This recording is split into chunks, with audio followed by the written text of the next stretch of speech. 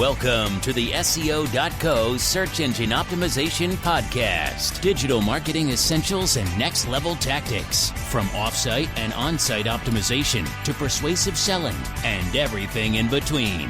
You'll learn actionable tips on what it takes to outright and outrank your competition.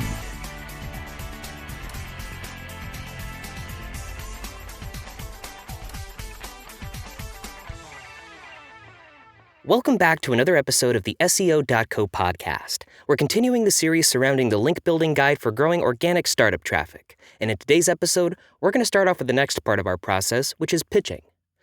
Press release submissions demand that you create your own material. Collaborations require that you either have something important, valuable, or knowledgeable to say, or have a pre-existing reputation.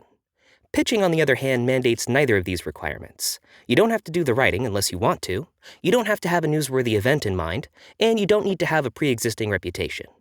The idea here is to come up with a story that news readers would want to see.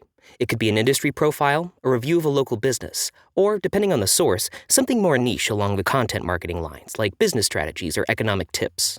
Then, contact a journalist and pitch your story. It could either be a story idea or the full written story itself. If the journalist likes what you pitched, they'll reply. As always, the stronger your relationship with the journalist you're pitching to, the better chances you'll have of seeing your story written and or published. And no matter who you're pitching to or what you're pitching, there are a handful of strategies that will help you be successful. Be concise and straightforward. Journalists are busy, and they can tell when you're being intentionally ambiguous or when you're trying to manipulate them. Instead of beating around the bush, be concise and straightforward. Keep your request simple and to the point. For example, idea for a piece on blank, and explain why you're writing in the first paragraph. When it comes to cold pitch emails, the shorter your email, the better. Use your relationships to your advantage when you can. Draw upon the power of your relationships whenever you can. For example, when you're pitching an idea for a new piece with a journalist you've helped before, call attention to this fact with something like, "Hey, so-and-so, I had an idea for a new content piece. I remember how well we worked together on the industry profile a few months ago and figured you'd be perfect for the job." If you don't have a pre-existing relationship with the right journalist, show that you know the reporter by referencing some of his or her past works. Even if you don't know him or her personally, it will come off as sincere and respectful. You could even take it a step further and differentiate yourself from the hundreds of other pitch emails in the journalist's inbox by sending a handwritten letter or box of goodies to the journalist's office. Don't be afraid to get creative to stand out and really make an impression. Focus on providing value. Remember, news publishers have their own goals. They want to make money. And for that, they need to attract lots of readers. When you pitch your story, don't focus on how it might benefit you. Instead, focus on how it's going to benefit your source. Explain why and how it's relevant for the publisher's target audience, and what kind of lasting impact it might have on the community. If you can quantify this in any way, such as with statistical preferences of certain demographics, do so. Compromise when necessary. Many of your pitches will be outright ignored or rejected. Try not to take it personally. Most of your other pitches won't be accepted as they've been presented straight away.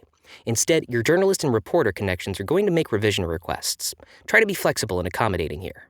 Even if you don't particularly enjoy the new direction a piece takes, there's value in building a reputation of being easy to work with and increasing your potential to secure future collaborations with the journalist or publication. Follow up on missed opportunities. Just because you don't hear back right away doesn't mean the opportunity is lost. If you don't hear back after 2 or 3 business days, reach out again with a simple follow-up like, "I didn't hear back from you and was hoping for a chance to talk about this. Let me know when you can." I don't recommend following up more than twice. If you hear nothing in a week, it's time to move on. If you use Gmail, you can use Boomerang for Gmail to automatically remind you to follow up with the journalist who hasn't replied after X number of days. It's the #1 tool I can't live without. Industry veteran and journalist Sujan Patel has a ton of good and bad examples of pitches in his blog post, "What I Learned from Receiving 3,751 PR Pitches," which is definitely worth checking out if you plan to take the pitch route. At SEO.co, our core business model is to help our clients get media exposure by building relationships with journalists, editors, and media publications so that we can pitch them stories that are beneficial for their audiences as well as our clients. When these stories are published, our clients get media exposure, mentions, and SEO benefits, while our media partners get awesome content for their audiences. If you think we can help you get media exposure, don't hesitate to contact us. Guest blogging. My favorite way to get media coverage is simple in theory, but difficult in practice. Become the journalist. You can do so by becoming a guest contributor or even a regular columnist at your publication of choice. The general idea of SEO guest blogging is to use your personal brand as a way to post your content on external publications, building exposure, reaching new audiences, earning links, and earning a more authoritative reputation in the process. Guest blogging is actually how I became a contributor at dozens of online media publications, including Forbes Incorporated, Entrepreneur, The Huffington Post, Search Engine Land, and more. It's a phenomenal tool for makers and shouldn't be ignored. Traditional media, TV, and radio. Most tips in this section have been focused on online publishers, which are the most prominent and generally the easiest to access. However, be aware that with most strategies here, including pitching ideas and helping reporters with one-off contributions, can be applied to television and radio as well. These mediums are more appropriate for some brands than others, like retail and traditional industries, rather than startups and tech companies.